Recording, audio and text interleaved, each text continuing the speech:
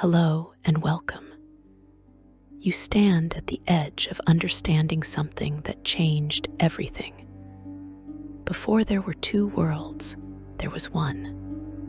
Before gods divided their power and their followers, they walked a single reality where primordial chaos and divine order fought for supremacy. The splitting of Toril from Abeir was not just a geographical separation. It was the moment when the gods and the overdeity decided that sharing existence was too dangerous, too unpredictable, too costly, and you are about to discover why they made that choice, what it cost them, and how that ancient decision still shapes every prayer spoken, every spell cast, and every fate determined in the worlds of dungeons and dragons. The story begins long before mortals kept records, before the great empires rose, before even the elves counted their endless years. You must understand that Toril, the world you know, was once joined with its twin, Abeir. These were not separate spheres floating in the crystal sphere of realm space. They were one world, one reality called Abeir-Toril, and on this unified world, two forces battled for dominance. The gods, beings of divine energy and cosmic law, sought to impose order and meaning upon creation. The primordials, ancient entities of raw elemental fury, fought to maintain the pure chaos of unformed potential. Picture this unified world as you might see a coin spinning in the air. One face bears the mark of divine intention, the other bears the mark of primordial entropy.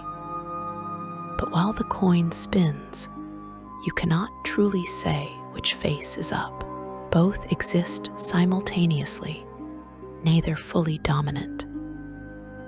This was the nature of the world before the separation.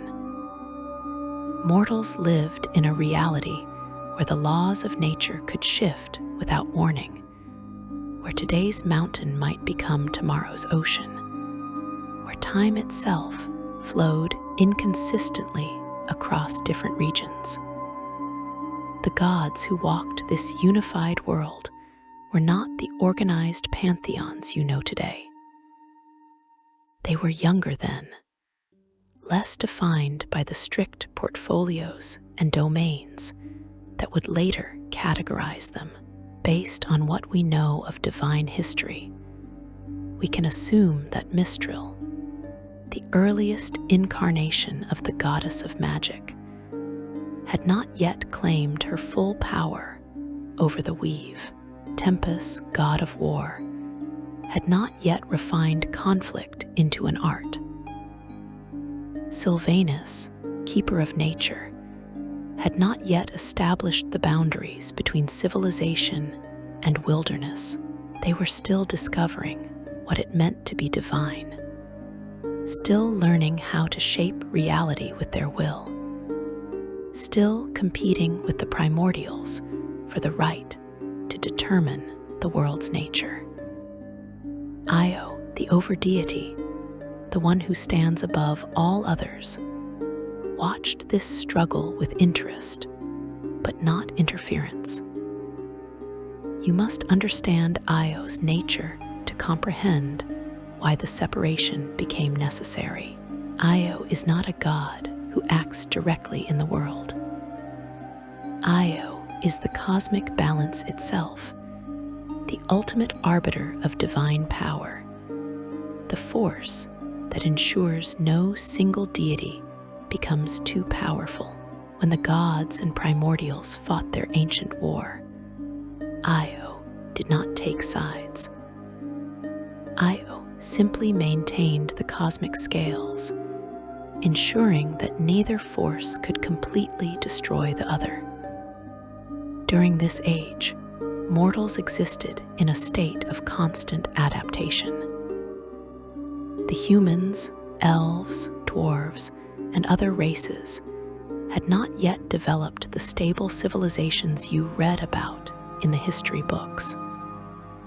How could they, when the ground beneath your feet might transform from solid stone to flowing water, when the sun might rise in a different direction each morning, when magic itself behaved unpredictably because primordial chaos contested every divine spell?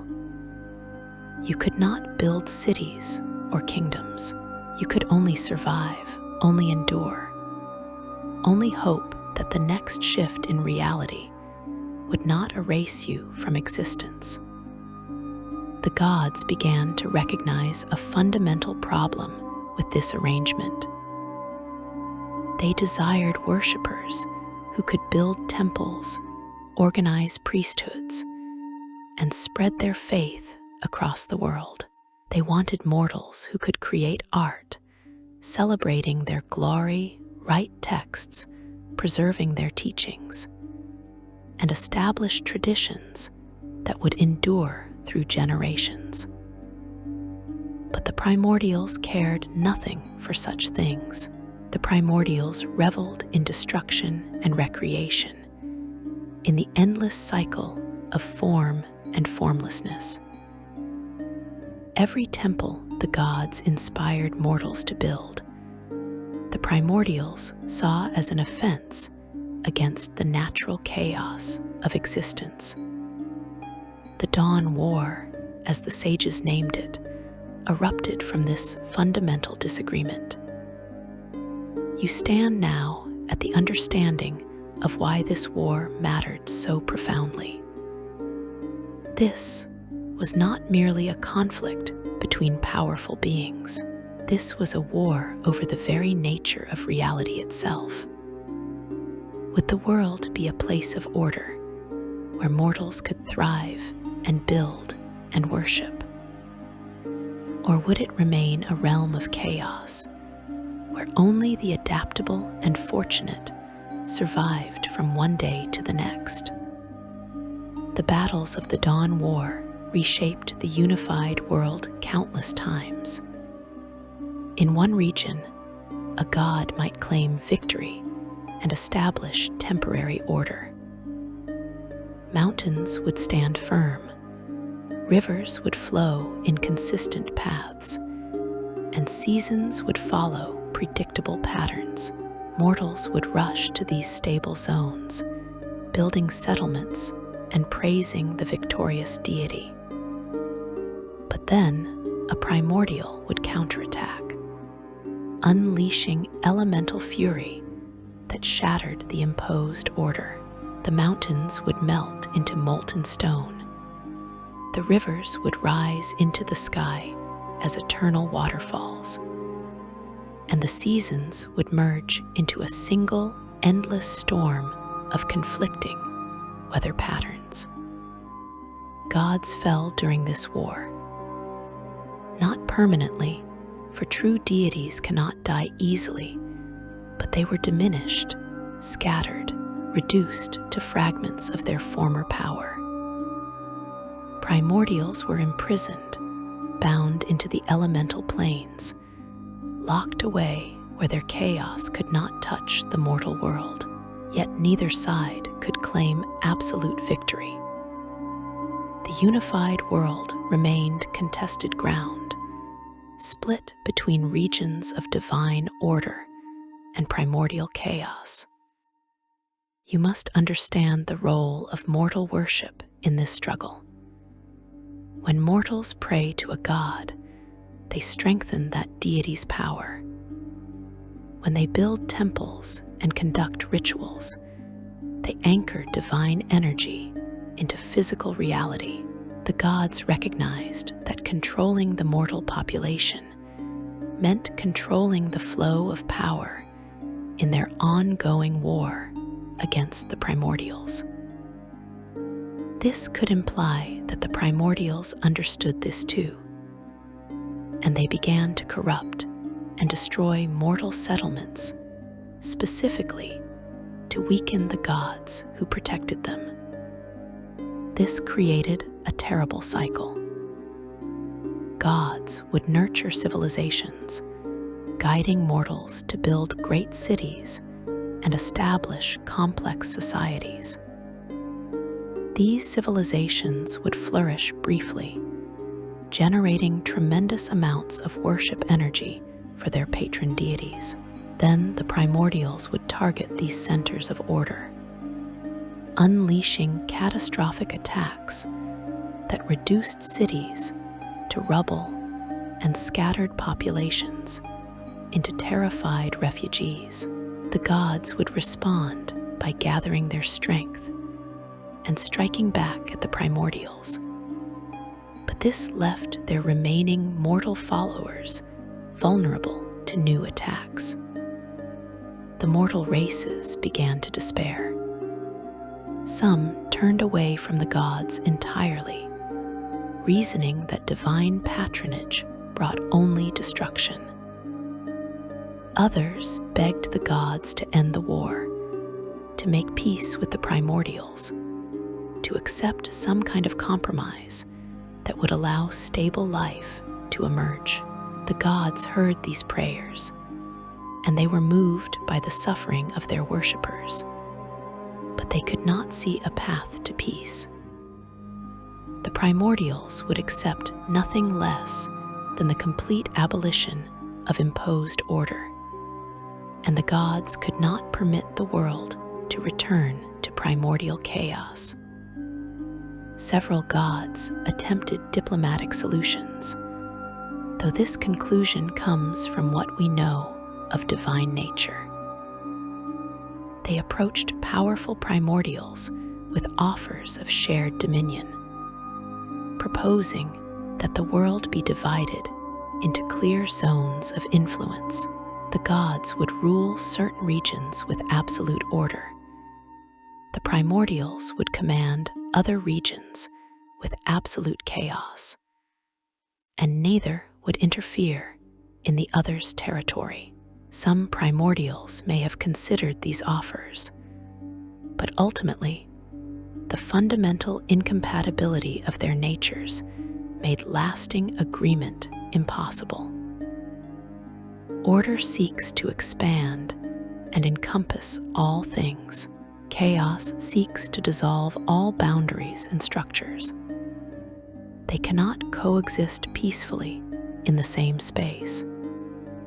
The unified world began to fracture, not just politically, but physically. You can imagine it as a piece of pottery developing countless fine cracks. The Dawn War had stressed reality itself to the breaking point. Regions began to phase between existence and non-existence.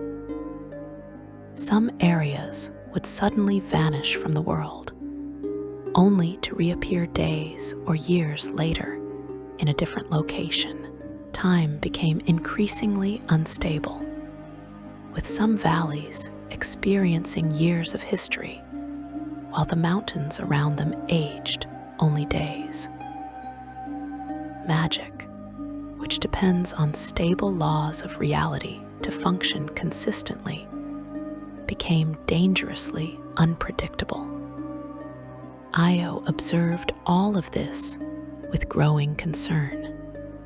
The overdeity does not interfere in the struggles of lesser gods and primordials, but Io does act when the fundamental stability of existence itself is threatened. The unified world was approaching a critical threshold where reality might collapse entirely. Unable to sustain the contradictory forces tearing it apart, something had to change. The solution that would emerge was radical. The world itself would be split. What if the unified reality could be divided into two separate worlds, each with its own laws and nature? One world would belong to the gods, a place where divine order prevailed and mortals could build lasting civilizations. The other world would belong to the primordials, a realm where chaos reigned and elemental forces shaped reality according to their whims. The two worlds would be separate, but connected, sharing certain metaphysical foundations while remaining distinct in their essential nature. This proposal would generate intense consideration among the divine powers. Some gods may have worried that splitting reality in such a fundamental way might destroy it entirely. Others may have questioned whether the division could be maintained over time, or whether the two worlds would inevitably merge back together. Based on divine nature, a few deities likely argued that abandoning any world to the primordials was a betrayal of the mortals who lived there. But as the situation grew more desperate, the idea gained support. The gods began to see it as the only solution that might allow them to achieve their goals without risking total annihilation. The question then became how to accomplish such a monumental feat. Splitting reality requires power beyond what any single deity possesses. It demands the cooperation of numerous gods working in perfect harmony, channeling their divine energy toward a single purpose. It also requires knowledge of the deepest magical principles that govern existence. Understanding that even the gods did not fully possess at that time. They would need to study, prepare, and ultimately take a tremendous risk with unknowable consequences. Your journey through this story has brought you to the threshold of understanding. The unified world could not sustain the conflict between order and chaos. The gods and primordials could not coexist peacefully. Something had to break, something had to change, or everything would be lost. The decision to split the world was not made lightly or quickly. It emerged from desperation, from the recognition that the current path led only to mutual destruction. But once the decision was made, once the gods and Io committed to this radical solution, events began moving toward an inevitable conclusion that would reshape all of existence, an event that would be known as the Tearfall. Section 2. Seeds of Divine Discord. The decision to divide the world did not come suddenly, nor did it arrive in peace. It grew through centuries of tension and divine pride, through slow fractures between once-allied powers, through whispers that reached from the heavens to the deepest layers of the elemental planes. You stand now in the shadow of that growing discord, in the time when divine harmony first began to unravel. When the gods gathered to discuss the possible separation of reality, not all were present willingly. Many resisted the call, unwilling to abandon their wars against the primordials or to negotiate with their rivals. The pantheons were not unified even then.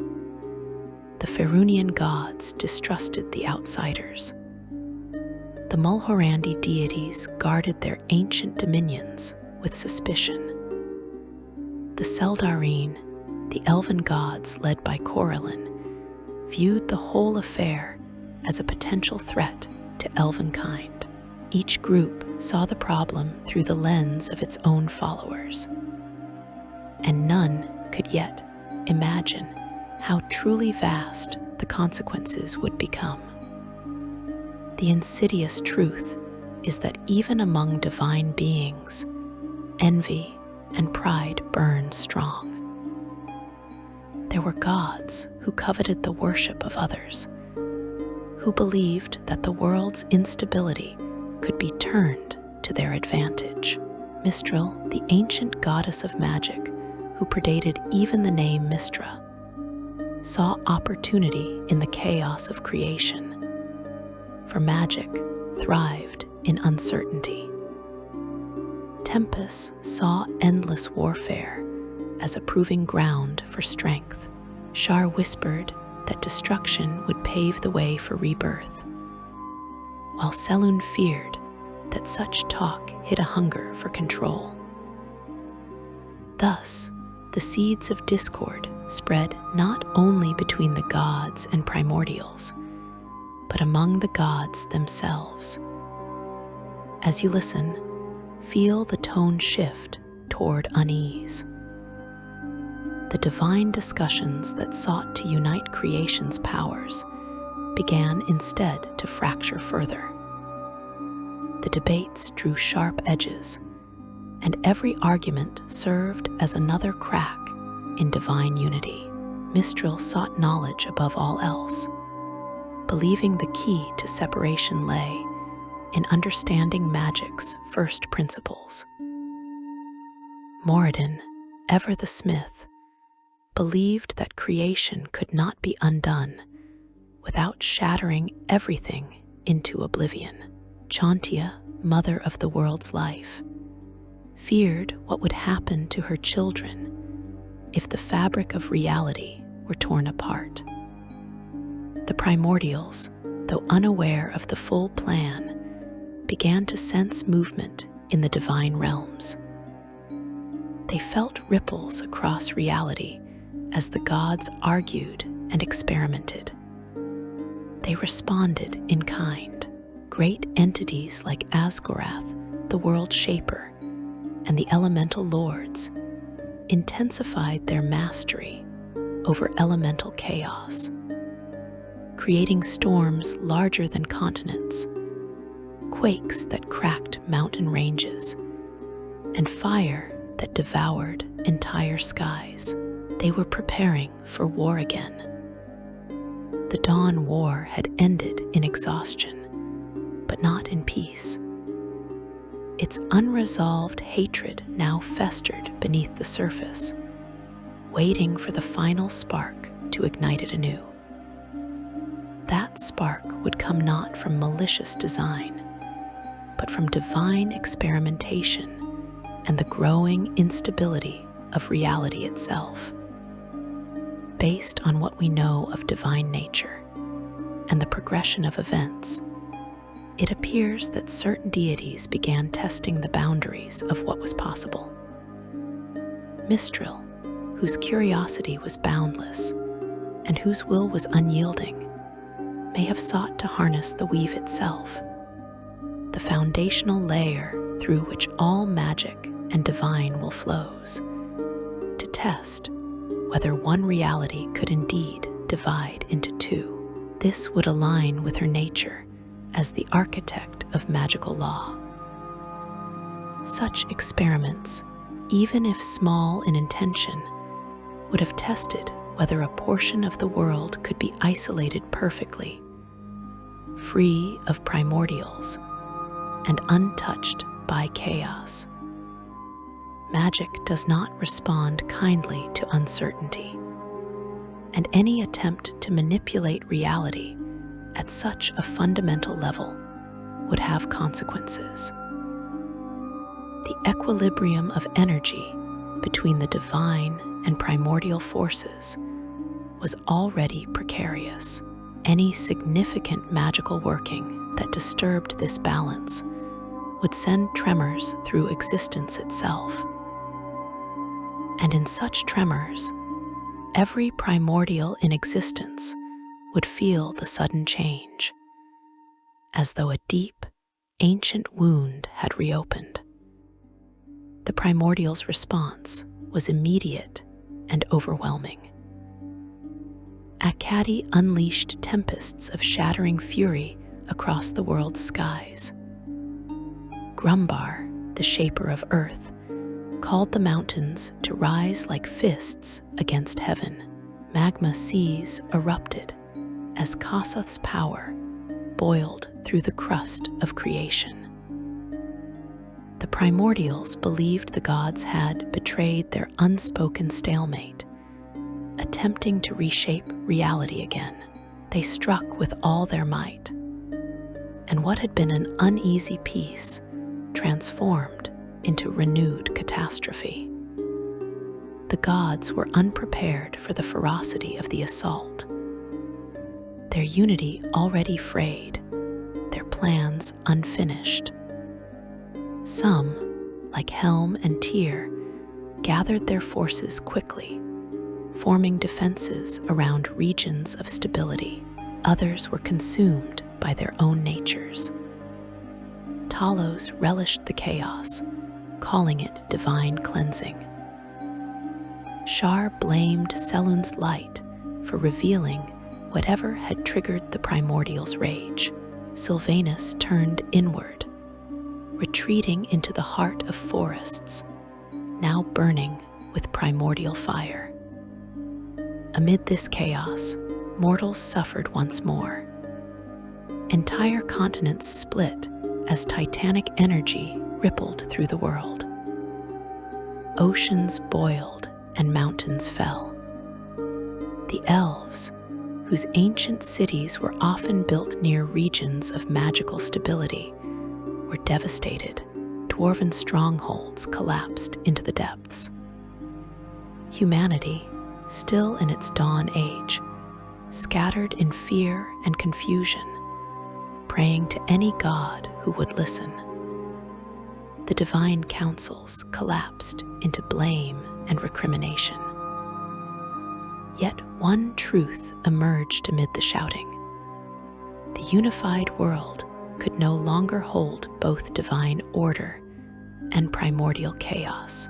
Reality was tearing itself apart faster than any god could mend it. The separation was no longer a choice. It was a necessity for survival. You can almost feel the tension in the air as the gods realized what must come next. The first great separation would not be gentle or elegant. It would be catastrophic. To make it possible, they would need power beyond even their combined might. They would need the overdeity's involvement. Io, who had watched in silence as reality fractured, would need to act. This was no longer a matter of gods and primordials settling their differences. This was the survival of existence itself, and only Io possessed the authority to fundamentally rewrite the laws that governed reality. The gods petitioned Io for intervention. They presented their case. The world must be split, or all would be lost. The primordials and gods could not coexist.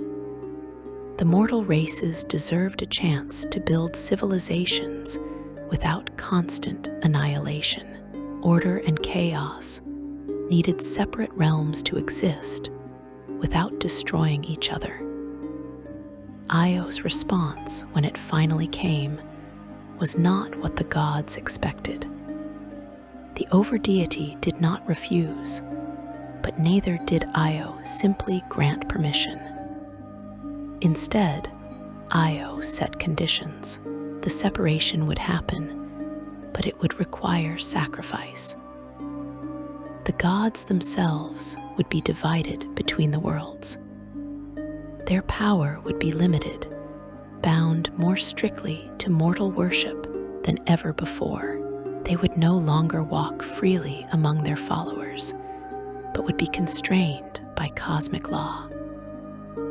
And most importantly, the division would be permanent.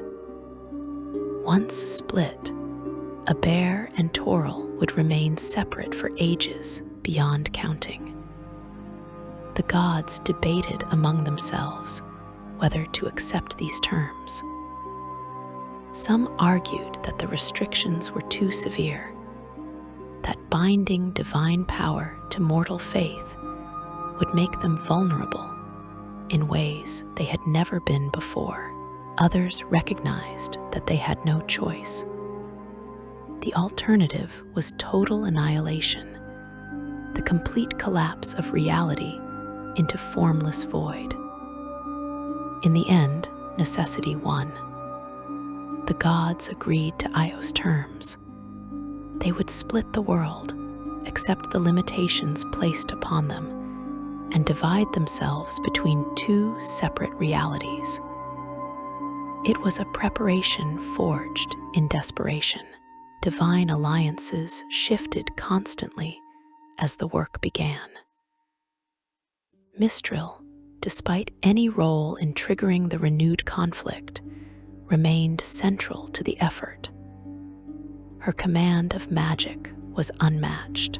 She worked alongside Corellin and Moradin, shaping the arcs of spellcraft and creation that would define reality's new structure.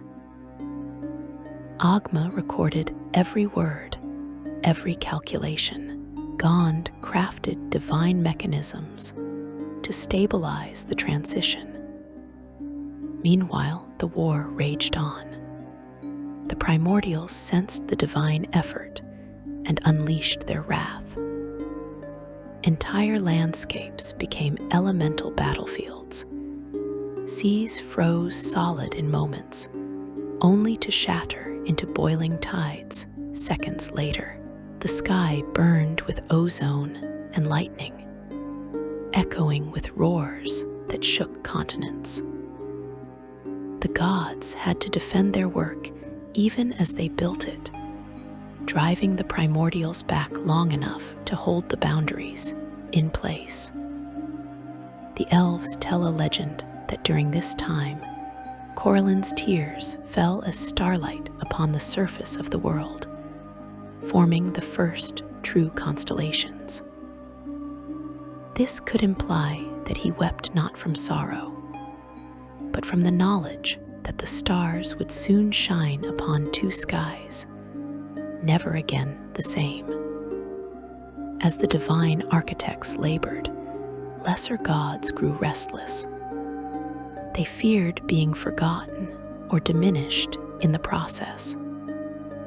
Bane whispered to others that Io's silence meant divine abandonment.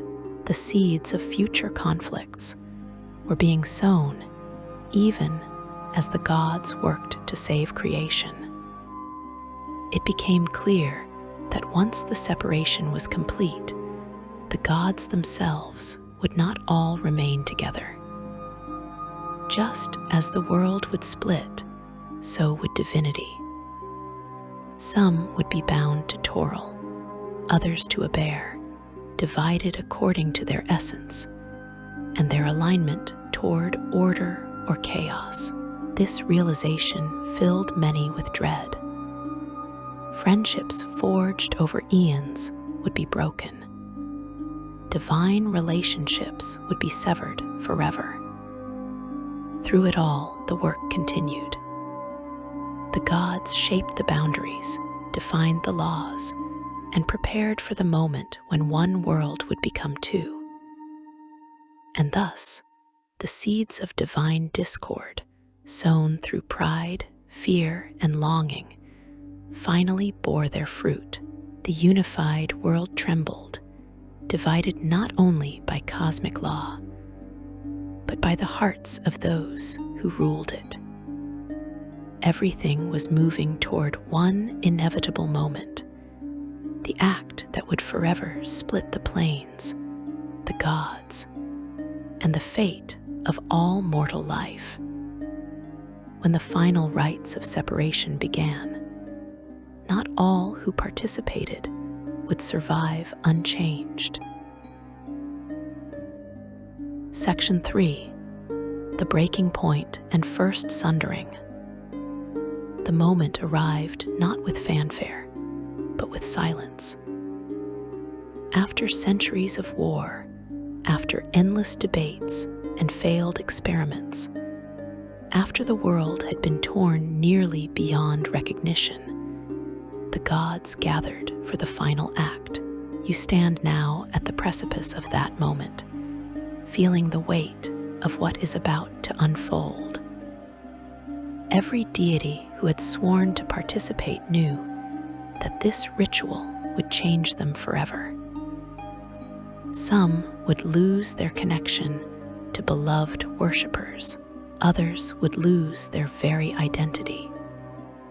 But all understood that without this separation, there would be nothing left to rule over, nothing left to protect. The location chosen for the ritual was a place of profound significance, though its exact nature has been lost to the mists of deep time. Some scholars believe it occurred at the peak of the world's highest mountain, where reality was thinnest between the material and divine planes. Others suggest it took place in the deepest ocean trench, where primordial water met primordial stone. Based on what we know of such cosmic events, a few texts claim the ritual occurred simultaneously everywhere and nowhere, that the gods worked from within the fabric of reality itself rather than upon its surface. Whatever the truth, the place became a wound in existence that would never fully heal. Mistral stood at the center of the divine circle, her power radiating outward in waves of pure magical energy. Around her, the other gods formed concentric rings according to their strength and purpose. Moradin anchored the ritual with his mastery over creation and form. Corellin wove patterns of elvish magic that defied mortal comprehension. Selûne and Shar, despite their eternal enmity, worked in tandem because the division of light and darkness mirrored the division they sought to impose upon the world. Each god contributed their unique essence to the working, and together they became a force that rivaled even the primordials. Io's presence hung over the proceedings like an invisible weight. The overdeity had agreed to the separation and set the terms, but now came the actual manifestation of that divine will. This would require Io to fundamentally rewrite the laws of existence itself, to create two separate sets of physical and metaphysical rules where there had been only one. The gods would channel the power, but Io would define the boundaries and make the division permanent. Mistral reached out with her consciousness and touched the essence of the weave itself. The sensation that rippled through the assembled gods was unlike anything they had experienced. It was as though they were touching the edge of creation itself, feeling the boundary where something becomes nothing and nothing becomes something. Through her connection to magic's fundamental nature, Mistral could perceive the underlying structure of reality, the invisible framework upon which all matter, energy, time, and space were arranged. She saw the unified world as it truly was, a tapestry of interwoven threads, some bearing divine order, others twisted with primordial chaos. The separation would require them to sort these threads, to divide them into two distinct patterns. Every mountain, every ocean, every living creature existed as a confluence of both ordered and chaotic elements. The gods would need to decide what belonged to their new world of order and what would be left to the primordial's realm of chaos. This decision was not merely geographical, it was ontological. They were deciding the very nature of existence for two separate realities. As the ritual progressed, the gods began to separate the threads under Io's cosmic authority. Moradin claimed the deep places, the eternal stone, the foundations that would support civilization. These would belong to Toril, the world of divine order. Chantia gathered the fertile soil, the growing things, the cycle of seasons that mortals depended upon for survival. Talos, ever the destroyer, claimed storms and natural disaster, arguing that even order required controlled chaos. The gods negotiated and compromised, each securing domains for their followers in the world that would remain under their protection. But for every thread they claimed for Toril, another was released to Abeir. The wild places went to the primordial's world.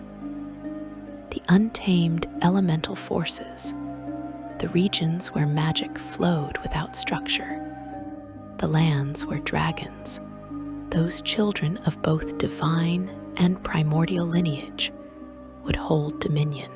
Abeir would become a realm of raw potential, where the strong ruled and the weak adapted or perished. It would be everything the gods had fought against, preserved forever in a separate reality. The primordials, occupied with their assault on the divine forces holding the perimeter, did not initially realize the full scope of what was happening. By the time they understood that the gods were literally pulling reality apart under Io's authority, the ritual had already reached a point of no return. The greatest among them, Asgorath, Akkadi, Grumbar, Kossuth, and Astitia, rushed to the workings nexus, seeking to stop or at least influence the separation. But the gods had prepared for this. They had set guardians, divine warriors, who held the primordials at bay while the ritual continued. The battle that erupted around the ritual site was apocalyptic. Continents shook with the force of divine and primordial combat. Oceans rose into the sky and hung there, suspended between existence and non-existence. Time itself fractured, creating regions where centuries passed in moments, and moments stretched into years. Mortals caught in these affected zones experienced horrors beyond description. Some aged to dust in seconds. Others found themselves trapped in single moments, aware but unable to move or change, watching helplessly as the world transformed around their frozen forms. Mistral began to channel the combined power of all the assembled gods through herself and through her mastery of the weave. The strain was immense. Even a deity of her magnitude struggled to contain such overwhelming force. Her form flickered between states of matter and energy, threatening to dissolve entirely. But she held on, driven by the knowledge that failure would mean total annihilation for everyone, gods, primordials, and mortals alike. The ritual reached its crescendo as Io's will manifested fully. The overdeity was rewriting the fundamental laws of existence, creating two sets of physical and metaphysical rules where there had been only one. In Toril, gravity would pull consistently downward. In Abeir, it might shift and change according to the will of powerful entities. In Toril, time would flow in one direction at a steady rate.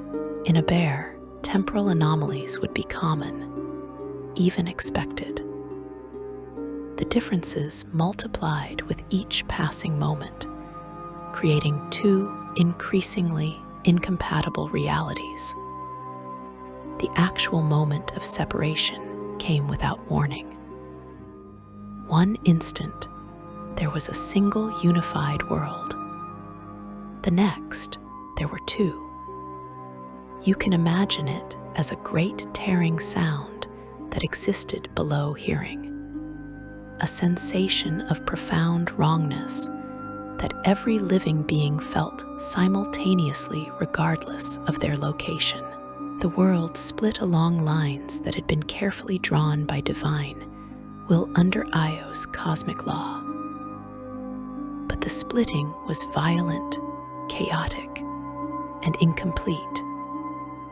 Some regions were cleaved cleanly, with one half going to Toril and the other to Abeir.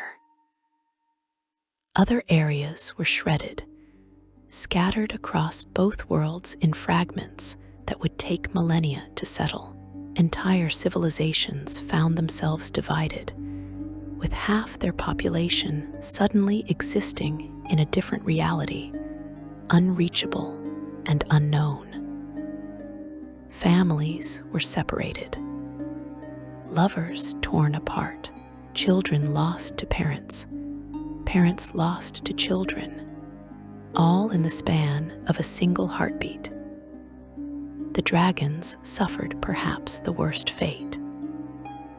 These creatures, born from the union of divine and primordial essence, found themselves pulled in both directions simultaneously. Some dragons were drawn to Toril, becoming the chromatic and metallic worms that would rule the skies of that world. Others were claimed by Abeir, becoming the progenitors of dragon empires that would dominate that chaotic realm. This could imply that a significant number of dragons were caught between the two realities, their bodies and souls torn by the separation. Their death cries echoed across both worlds, creating permanent magical anomalies that would plague certain regions for thousands of years. The gods themselves were divided by the separation. Those whose nature aligned more closely with order and structure found themselves bound to Toril. Those whose essence contained significant chaos, or whose domains related to primordial forces, were drawn to Abeir. A few gods managed to maintain a presence in both worlds, but this came at tremendous cost. They had to split their consciousness, their power, their very identity between two separate realities. Based on what we know of divine psychology, many who attempted this would have struggled with the contradiction, becoming fragmented beings whose nature warred with itself. Mistral, who had channeled the separation ritual, paid a high price. The strain of wielding such power transformed her fundamentally. She became bound to the weave in a way that changed her very essence, no longer merely the goddess of magic, but increasingly identified with magic itself. This binding would have consequences that rippled forward through all of history, though the full extent would not be understood until much later. But in that moment, she simply collapsed. Her divine form scattering into countless points of light that took time to coalesce back into a coherent entity. The immediate aftermath of the separation was chaos. Even on Toril, the world of divine order, reality needed time to stabilize. Mountains finished forming, their peaks still glowing with the heat of creation. Oceans sloshed back and forth in their newly defined basins, creating tidal waves that scoured coastlines clean. The sky flickered between day and night randomly for extended periods before the sun and moon established their proper courses.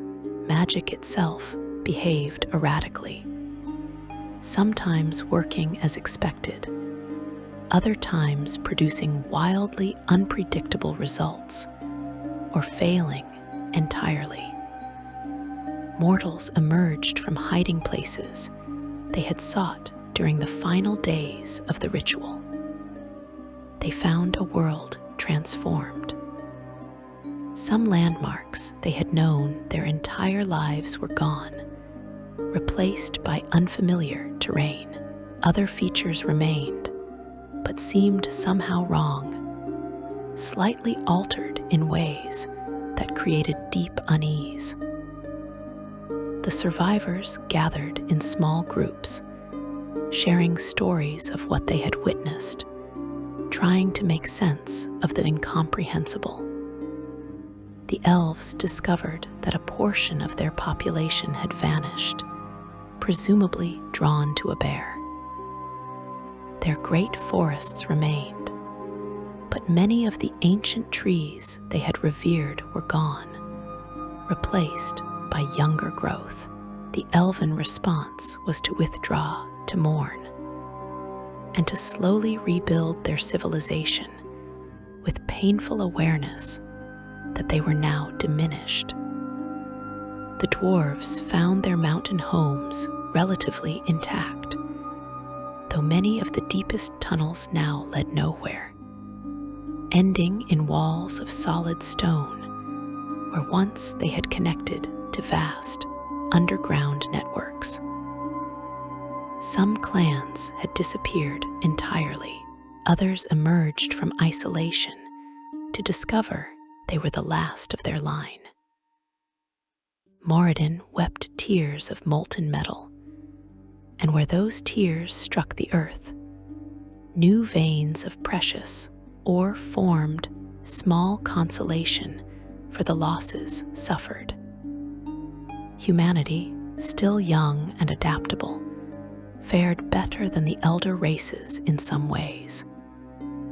Humans had built fewer permanent structures, maintained fewer ancient traditions, and held less attachment to specific places. They scattered across the newly formed Toril, seeking opportunities in the chaos. Within a few generations, humans would spread across the continents, though they would not truly understand the scope of what had occurred until much later. The immediate geographical effects of the separation reshaped the world beyond recognition. The great landmass that had once united all territories broke apart, forming the continents and islands that would define Toril's geography for ages to come. Faerun, the land that would become the heart of countless tales and adventures, emerged from this restructuring. Its shape was not entirely accidental. Divine will had guided the separation to create regions suitable for the development of mortal civilization. In those first years after the sundering, the gods walked among mortals more openly than they ever would again. They offered comfort, guidance, and sometimes judgment. They helped rebuild what could be rebuilt and taught mortals to to accept what was lost forever. But even as they worked to heal the wounds of separation, they began to establish new rules for their relationship with the mortal world. They had learned from the chaos of unity. They would not allow such instability to threaten creation again. The separation had succeeded, but the cost was almost unbearable. You stand now in the shadow of that success, understanding that every prayer spoken in Firun, every temple built, every divine miracle witnessed, all trace their origins back to this moment when the gods and Io chose division over unity, order over chaos, and survival over the dream of a truly unified creation. This event would later be known as the Tearfall, and it would echo through history for tens of thousands of years. Section 4. Divine reorganization and mortal consequences. The world stood reborn, yet wounded. The air itself seemed to tremble with what had been done. Toril and Abeir now existed separately within the cosmos, twin realities, tethered by faint threads of divine energy too subtle for most mortals to perceive.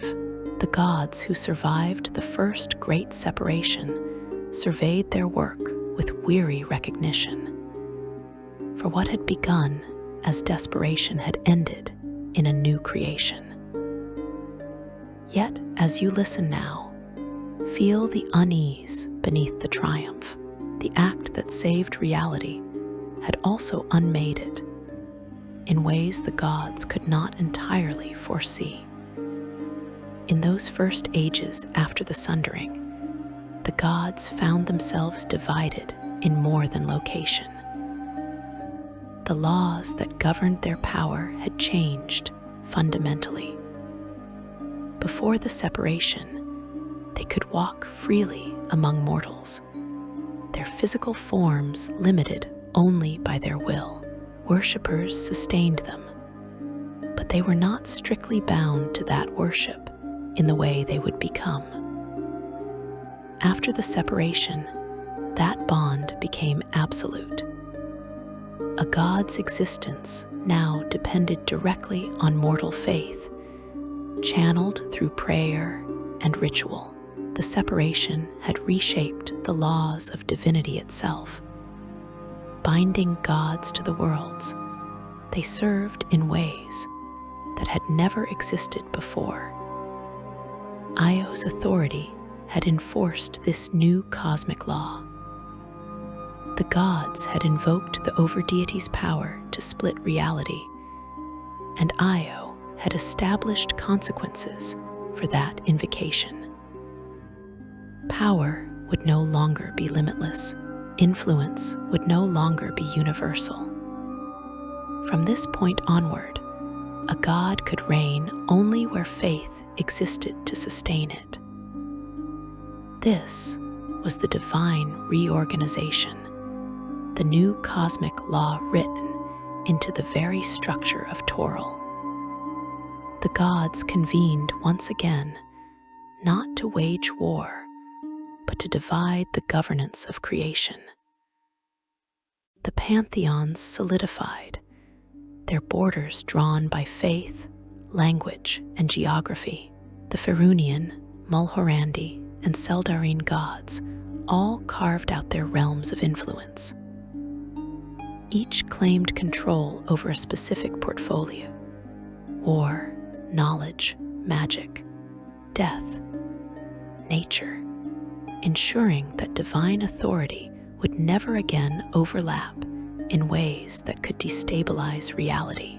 This careful division of roles was not merely a matter of hierarchy. It was a safeguard against the kind of all-consuming divine conflict that had nearly destroyed existence. Mortals unaware of the cosmic negotiations shaping their fates, began rebuilding. The survivors of the Sundering discovered fertile lands, steady climates, and predictable seasons, signs that divine order had returned to their world. Yet there was also sorrow. Many remembered loved ones who had vanished overnight, entire villages erased as if they had never existed. Strange dreams haunted survivors, visions of lost lands where familiar stars shone in unfamiliar skies. Some mortals claimed to hear whispers from across the divide, voices from Abeir echoing faintly through their dreams. The gods watched with a mix of pride and guilt. They saw mortals praying to them for strength, for understanding, for reasons behind the loss. But no divine truth could fully comfort mortals who now lived with the shadow of separation. In private, the gods debated about how much to reveal. Based on what we know of divine councils, some likely believed mortals should know everything. That truth, even when painful, was part of divine honesty. Others would have argued that knowledge of Abeir and the first great separation would only lead to despair or rebellion. In the end, silence won. The truth faded into legend, then myth, until it became a whisper carried by sages and dreamers alone. As civilization slowly returned to Toril, magic began to stabilize under Mistril's reformed governance of the weave. But even the weave bore scars. Certain areas remained unstable, wild zones where magic surged uncontrollably, remnants of where the divine threads had been torn apart during the separation. These regions became known as wild magic zones, places where spellcasters dared not venture for fear of unpredictable and catastrophic results. The weave itself had been fundamentally altered by the separation, divided between two worlds, just as everything else had been. Mistril worked tirelessly to repair what could be repaired. She wove new pathways through the weave, creating stable channels for magical energy to flow. She established rules and boundaries that would help prevent future catastrophic failures, but she could not restore what had been lost. The unified weave of the old world was gone forever, replaced by two separate magical systems that would develop along increasingly divergent paths. The mortal civilizations that emerged in the wake of the separation were fundamentally different from those that had come before. The instability of the unified world had prevented the development of lasting kingdoms and empires. Now, with reality stabilized under divine order, mortals could finally build structures that would endure for generations. Cities rose from the ruins of the old world. Trade routes connected distant regions. Kingdoms formed and established laws, armies, and bureaucracies. The elves, despite their losses, began to rebuild their ancient civilization. They retreated into their forests and established hidden kingdoms where they could preserve their traditions and mourn their losses in private. The elven understanding of the separation was perhaps deeper than that of other races. Their longer lives meant that many elves still living had memories of the unified world, fragmentary and dreamlike though those memories had become. They passed these memories down through song and story, keeping alive the knowledge that the world had once been different. The dwarves delved deeper into their mountains, expanding their underground kingdoms and establishing the great holds that would define dwarven civilization for millennia. They honored Moradin's sacrifice and sorrow by dedicating themselves to craft and creation. Every item forged in a dwarven smithy, every tunnel carved through solid stone, every hall built to last for ages. These were acts of defiance against the chaos that had nearly consumed everything. The dwarves would build so well, so permanently, that the separation could never truly touch them again. Humanity spread across Toril with remarkable speed.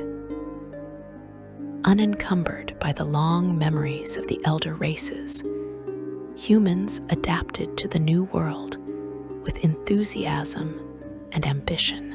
They built cities in places the elves considered too exposed, too vulnerable. They established kingdoms in regions the dwarves thought too unstable, too changeable. And they thrived. Within a few centuries, human civilizations dominated much of Toril's surface, their shorter lives driving them to accomplish in years what elves might take decades to consider. The division of the gods between Toril and Abeir created strange imbalances in divine power. Some portfolios were overrepresented on Toril, with multiple deities claiming similar domains. This led to competition, conflict, and eventually the establishment of divine hierarchies that would define religious practice for ages to come. Other portfolios were underrepresented or absent entirely, leaving mortals to develop their own solutions to problems that once had divine patrons. The gods bound to Toril discovered that their connection to mortal worship was both a strength and a vulnerability. When worship flourished, they grew more powerful than they had been in the unified world. The focused faith of mortal followers, uncontested by primordial chaos, strengthened divine essence in ways that had been impossible before. But when worship waned, gods weakened correspondingly. A deity could fade, diminish, even cease to exist if their mortal followers abandoned them entirely. This created a new dynamic in the divine realm.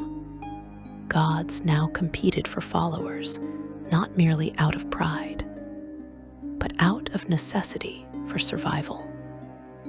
This dependency on mortal faith would lead to behaviors that earlier generations of gods might have considered beneath their dignity. Gods began to actively cultivate worship, appearing to mortals in visions, granting miracles to faithful followers, and punishing those who turned away from their faith. They established formal priesthoods with clear hierarchies and doctrines. They demanded temples, sacrifices, and elaborate rituals. All of this was designed to maintain and strengthen the flow of worship energy that now sustained their very existence. The cost paid by mortals for this new order was both visible and hidden. Visibly, they had lost loved ones, familiar lands, and the unified world they had known.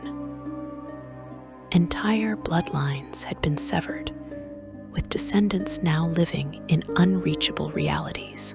Ancient knowledge had been lost when libraries vanished to Abeir, or when scholars who held crucial information disappeared in the separation.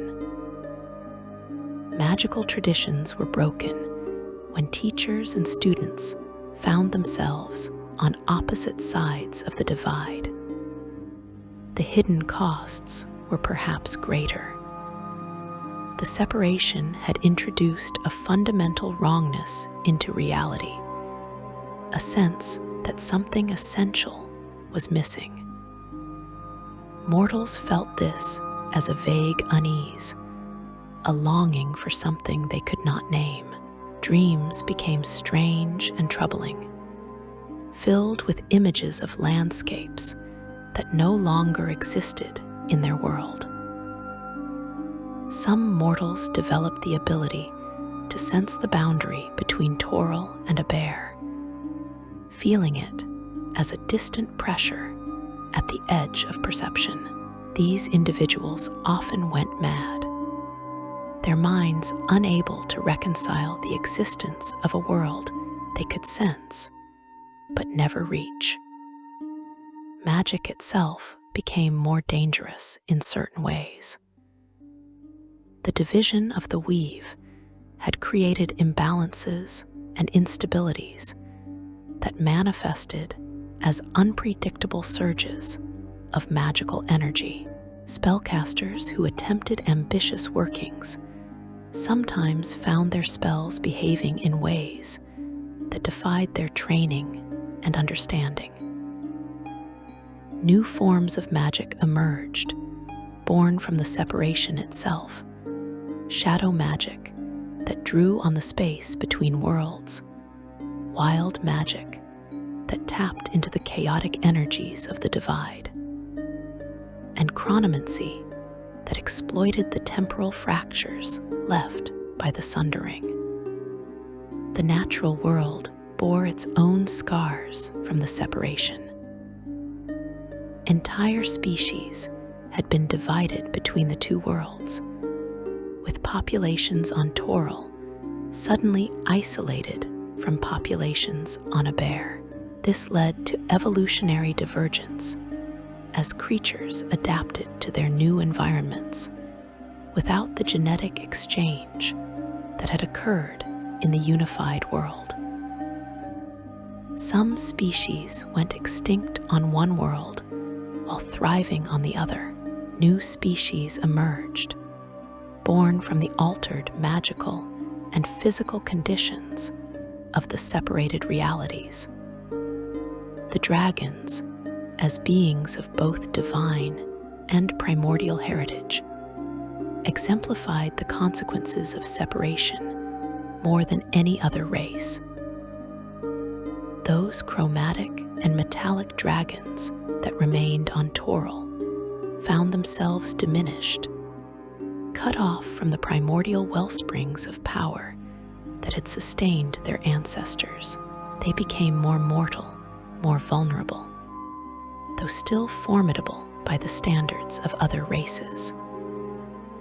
On Abeir, dragons supposedly flourished, building empires and ruling over mortal populations in ways that echoed the ancient days before the gods' victory.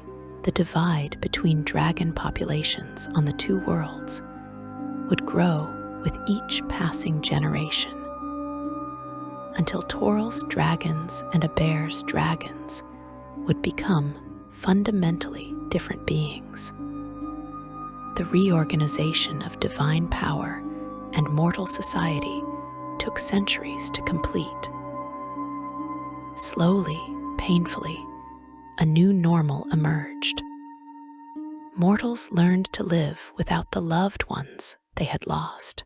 Civilizations adapted to the stable but diminished world they now inhabited. The gods settled into their new roles as beings dependent on mortal worship, competing for followers, while maintaining enough cooperation to prevent another catastrophic conflict. Yet beneath this new stability, a truth remained that few acknowledged. The separation was not natural. It was not meant to be permanent. The division of one world into two had created tensions and imbalances that would never fully resolve.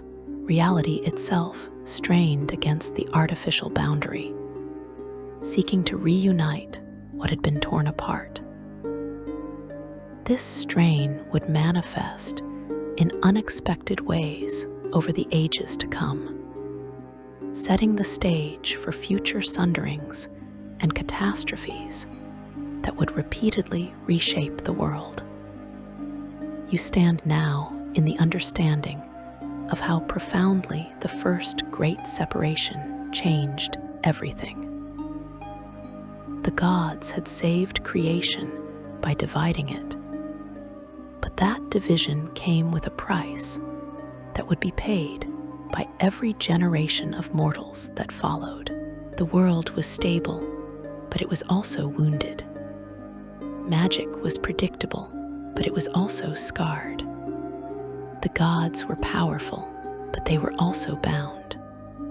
And somewhere beyond perception, Abeir existed as a constant reminder of what had been lost, a twin world forever separate, forever unreachable, yet forever connected to Toril by the very act that had split them apart. Section 5. Legacy and Lasting Impact. The event you have journeyed through, the splitting of Abeir-Toril into two separate worlds, echoes across tens of thousands of years of history. Though some ancient texts call this catastrophic separation the Tearfall, and though scholars debate its proper place in the chronology of sunderings, its impact on the Forgotten Realms cannot be overstated. You stand now at the understanding of how this ancient division shaped every event that followed, how it created the conditions for future catastrophes, and why the gods' desperate solution carried consequences that would ripple forward through time until the present day. The separation occurred in the deepest antiquity, approximately 31,000 years before Dale reckoning.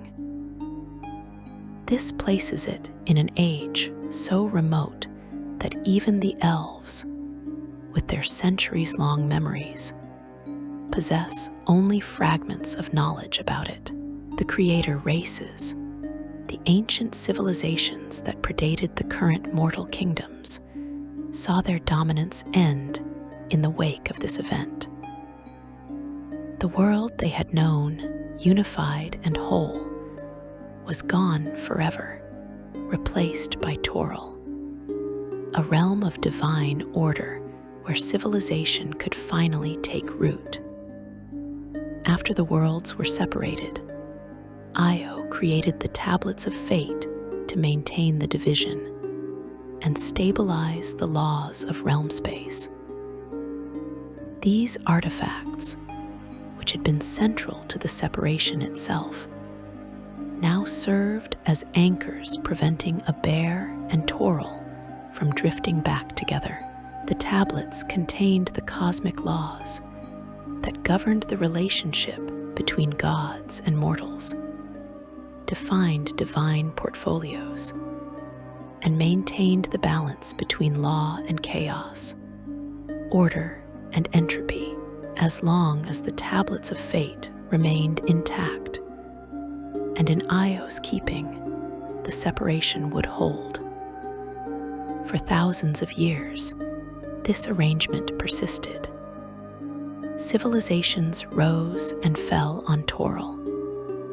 The elves established their kingdoms during the period known as the First Flowering. Dwarves carved their holds deep into mountain stone. Humanity spread across the continents, building empires that would become legends. The gods watched over their mortal followers, bound by the strict rules that governed their power, dependent on worship for their continued existence. The primordials remained trapped in Abeir, or imprisoned in elemental planes, their chaos contained and controlled.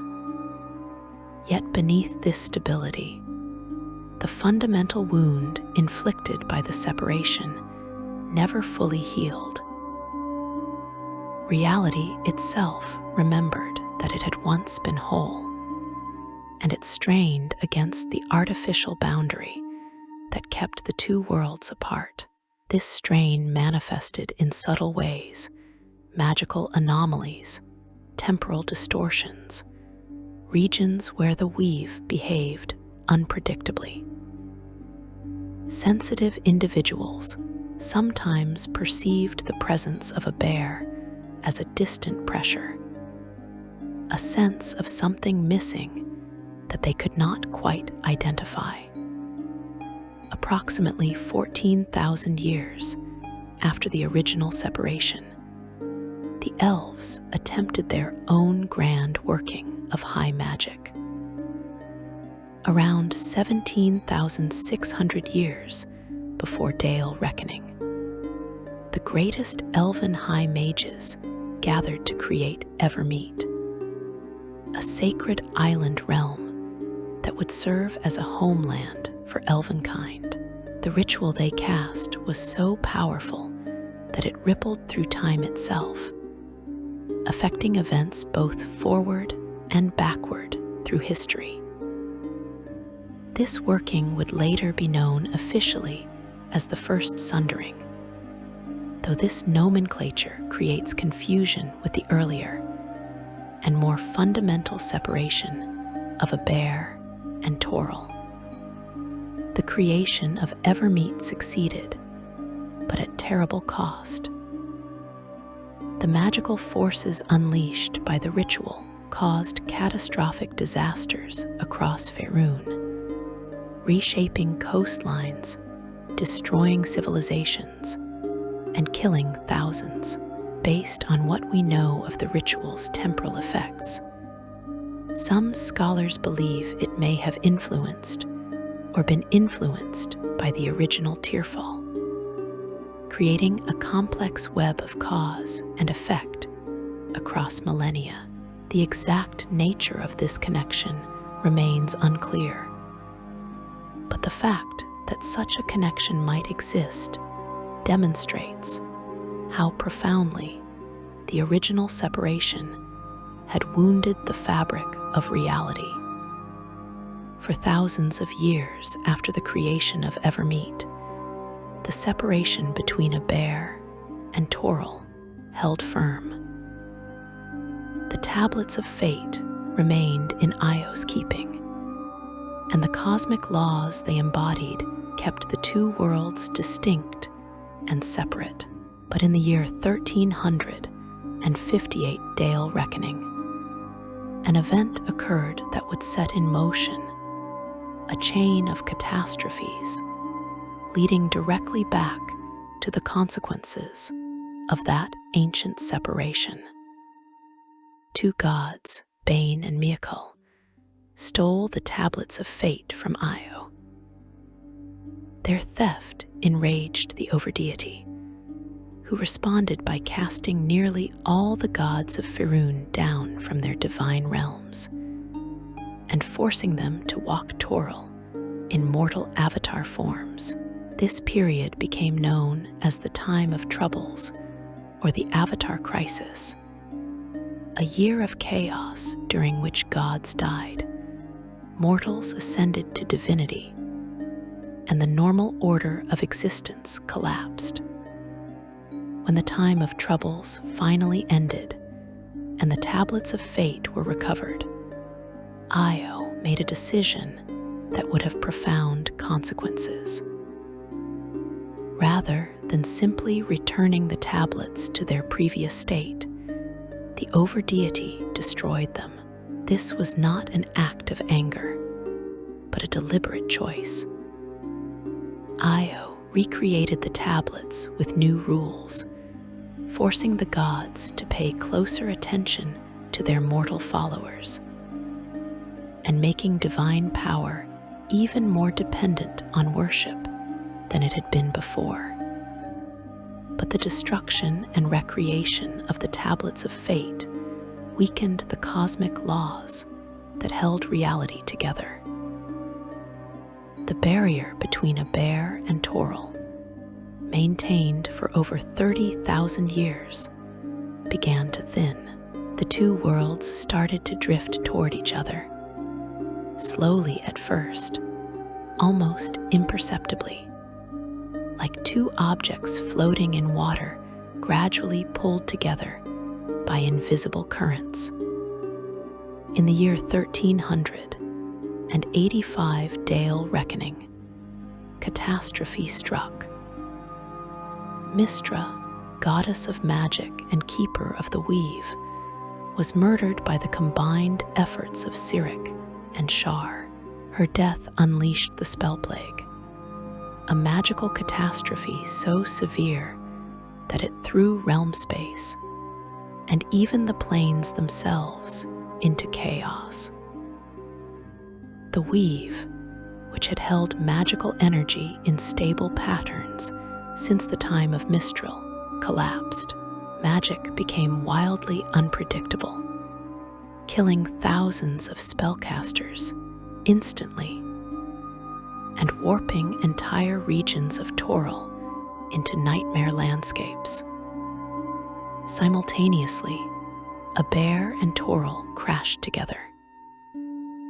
The weakened cosmic laws, the destruction of the weave, and the death of Mistra combined to break down the barrier that had kept the worlds separate for over 30 millennia.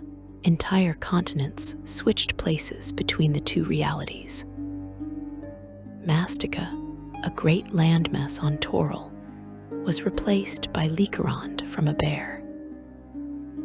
A massive continent from Abeir appeared above Undr and Mulhorand and crashed down upon them with apocalyptic force.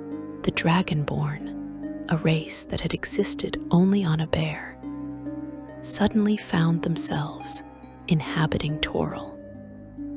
The spell plague raged for a decade before magic finally stabilized in 1395 Dale reckoning. But the damage was done.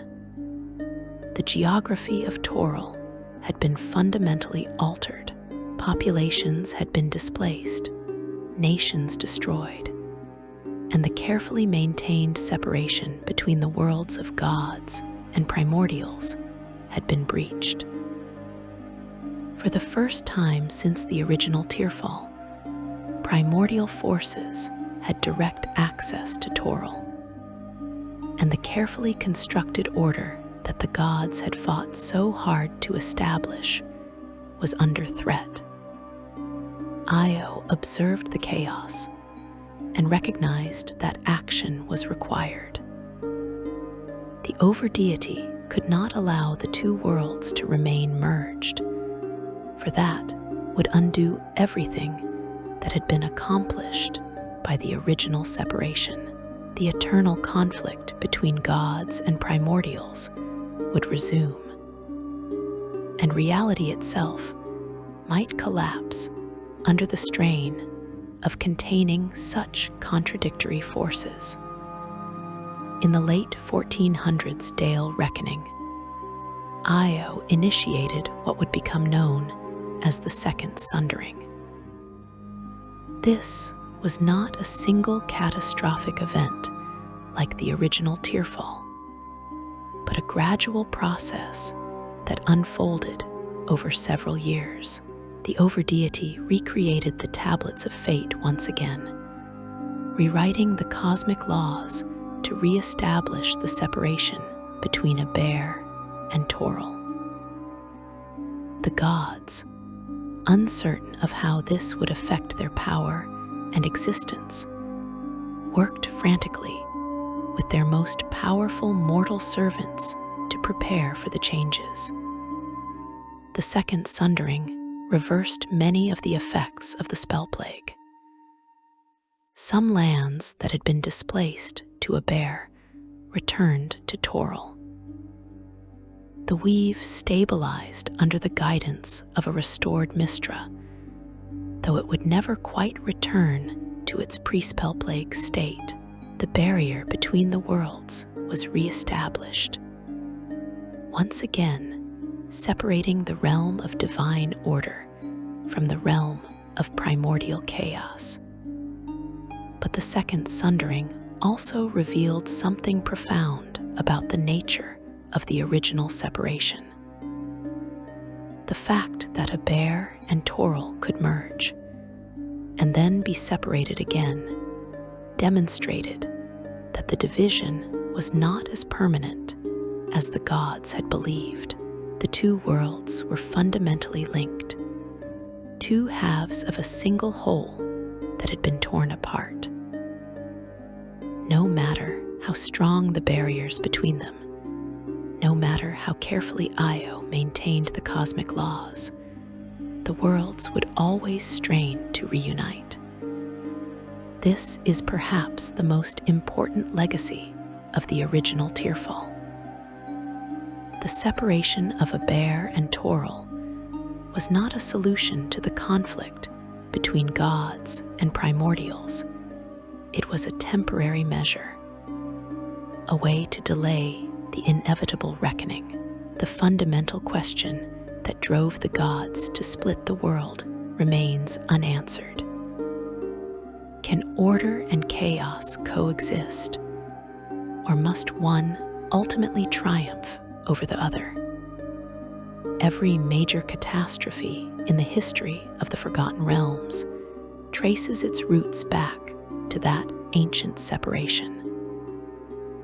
The time of troubles occurred because the gods had become complacent, forgetting the lessons learned when they divided the world. The spell plague erupted because the cosmic laws that maintained the separation were weakened. The second sundering became necessary because those laws collapsed entirely.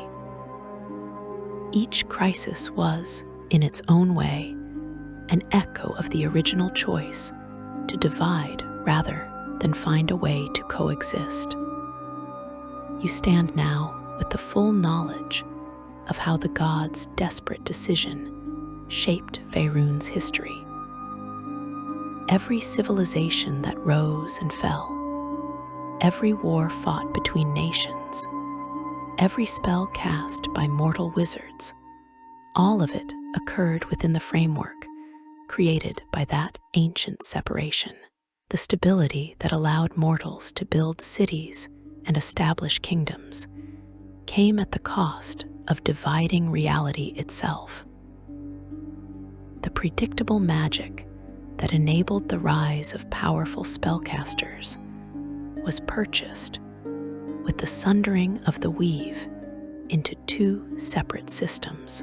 The divine protection that shielded civilization from primordial chaos required binding the gods to mortal worship in ways that made them vulnerable and dependent. The eternal struggle between unity and division defines the Forgotten Realms at its deepest level. Will the worlds remain separate, allowing order and chaos to exist in their own realms without interfering with each other? Or will they inevitably merge again, forcing gods and primordials to confront the fundamental incompatibility of their natures? This question has driven the greatest events in history, and it will likely drive future catastrophes yet to come.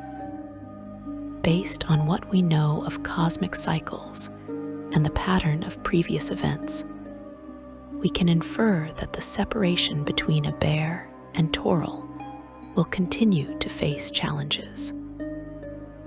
The barrier weakens over time.